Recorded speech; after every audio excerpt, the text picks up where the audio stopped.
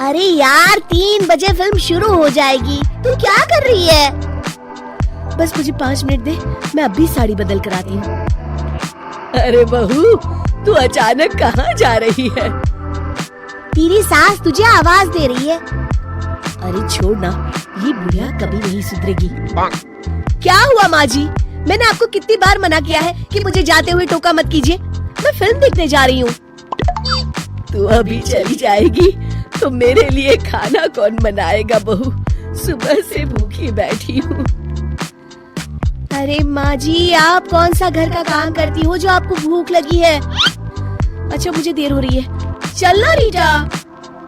अंजलि के जाते ही सीता देवी अपनी किस्मत को कोसते हुए सारा दिन घर में भूखी बैठी रहती है। इस तरह अंजलि अपना बहू होने का कर्तव्य कभी नहीं निभाती थी। वहीं दूसरी तरफ अपनी सास के खाते से पैसे निकाल के अपने शौक पूरे करती थी। लेकिन सीता देवी इस उम्मीद पर थी कि एक दिन उसकी बहू सुधर जाएगी। फिर एक दिन सीता देवी की जुड़वा बहन गीता देवी वहाँ आती है। अपनी बहन को घर के काम करते हुए देख गीता देवी आग बबूला हो जाती है। अरे ये सब यहाँ क्या चल रहा है सीता? तेरी बहू कहाँ है जो तू घर के काम कर रही है? सीता देवी भावुक होकर रोने लगती है। अब तुझसे क्या छुपाऊं? मेरी बहू रत्ती भर भी मेरी इज्जत नहीं करती।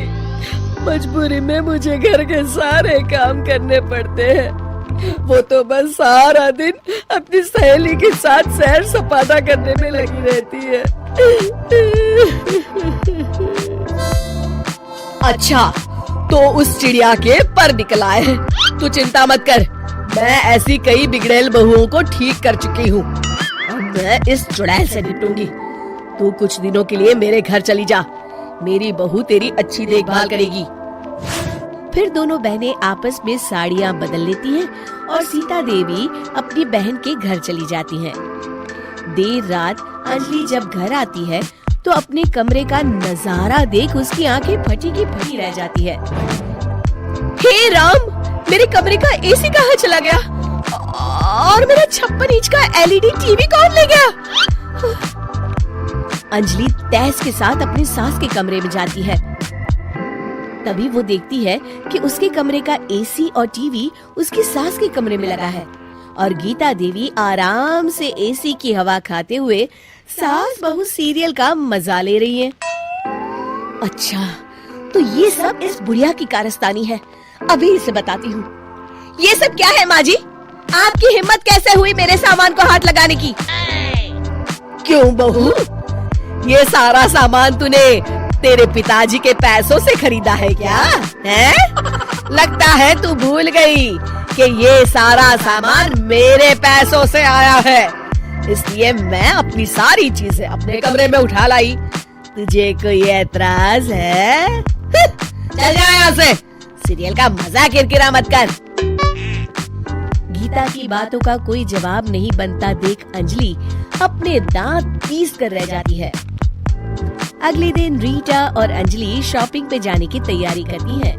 अंजलि जैसे ही अपनी स्कूटी पर बैठती है तभी गीता देवी स्कूटी की चाबी निकाल लेती है। अरे ये स्कूटी कहाँ लिए जा रही है? ये भी मेरी कमाई की है। माँ जी, ये तो आप हद कर रही हैं। मैं बाहर पैदल जाऊंगी क्या? हाँ, पैदल जा। वैसे भी तुझे घूमने का शौक है, मुझे नहीं।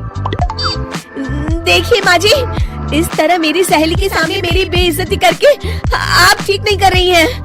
आप मुझे अच्छी तरह जानती हैं, बाद में आपको पछताना पड़ेगा। अच्छा, तो तू नहीं सुधरने वाली, मेरे ही घर में मुझे ही धमकी दे रही है। तेरी याददाश्त के लिए बता दूं कि ये मकान मेरे नाम पर है। अब तू देख, मैं आज ही अपने बिल्लू वकील को बुलाकर ये सारी जायदाद अनाथालय को दान कर देती हूँ, फिर तुझे एक ढेला भी नहीं मिलेगा। गीता की बातें सुनकर अंजलि के पैरों तले जमीन खिसक जाती है। अरे अगर तेरी सास ने तुझे अपनी जायदाद से बेदखल कर दिया तब तो तू सड़क पर आ जाएगी। मैं तो कहती हूँ चुपचाप अपनी सास से माफी मांग ले अंजलि। हाँ, तू बिल्कुल सही कहती है। मेरी सास का कोई भरोसा नहीं है।